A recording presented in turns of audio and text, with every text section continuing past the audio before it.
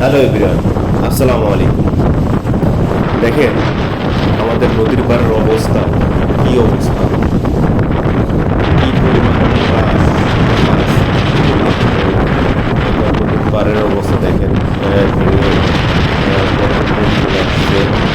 আর সামনে হয়তোবা স্রোত বাড়লে আরও পরিস্থিতি খারাপ হওয়ার সম্ভাবনা আছে, কারণ এখনই যে পরিস্থিতি, এই পরিস্থিতি যদি থাকে, আর যদি আমাদের যে কোম্পানিগুলো কাজ দেওয়া হয়েছে তারা কাজ ঠিকমতো না করার কারণে আমাদের এই পরিস্থিতি ভোগ করতে হচ্ছে, কারণ তারা তাদের কাজ ঠিকমতো করে নাই আর ব্যাপক হারে তারা দুর্নীতি করছে, যার কারণে আমাদের সাথে এরকমটা হচ্ছে। কারণ সরকার কিছু কোম্পানির মধ্যে তারা কাজ ঠিকমতো করে নাই, জিও ব্যাগ ঠিকমতো ফালায় নাই, যার কারণে আমাদের গত বছর যে পরিমাণ জায়গা ভাঙছে, এই বছরও এখনও বর্ষা শুরু হয় নাই।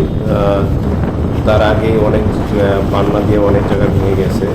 তো তারা কি করতেছে আমরা জানি না, তারা ব্যাপক হারে দুর্নীতি করতেছে এখানে। তো এখানে আপনারা যারা সরকারের ইয়ে আছেন, যদি আমার ভিডিওটা কেউ দেখেন, তো আপনাদের কাছে অনুরোধ থাকবে আপনারা সবাই একটু আমাদের এই নদীর পাড়ের একটু দেখবেন, কারণ আমাদের এর পর আর সামনের জমি নেই, কারণ অলরেডি অনেক জায়গা ভেঙে গেছে। যদি আমাদের নদীর পাড়ে যারা এখন বসবাস করতেছে তাদের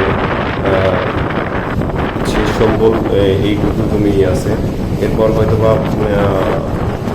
এই জায়গাটা ভেঙে গেলে হয়তো আমাদের ভিটামাটি হারাতে হবে, এরপর হয়তো অন্যের জমিতে যে বাড়িঘর করে থাকতে হবে, এছাড়া কোনো পথ দেখতেছি না।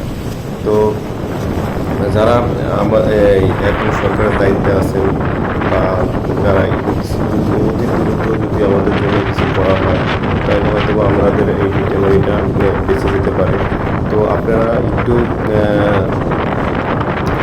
দেখবেন আমাদের এই এলাকার অবস্থা কি এখন, কারণ এই সামনে যে বর্ষার মৌসুম আসতেছে, তখন স্রোত বাড়লে যে আমাদের এলাকার কী হবে সেটা এই এখনই আশ করতে পারতেছি, কারণ দেখেন এখন বাতাস প্লাস ঢেউর অবস্থা দেখেন কী অবস্থা।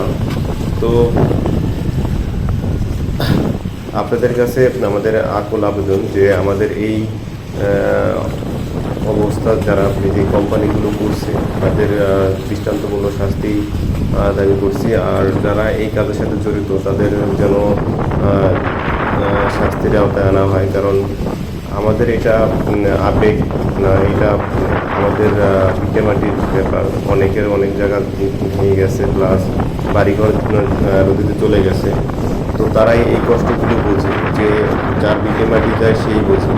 তো আপনাদের কাছে এতটুকু আবেদন যে আমাদের এই বর্ষা আসার আগেই যেন আমাদের এই কাজগুলো করা হয়।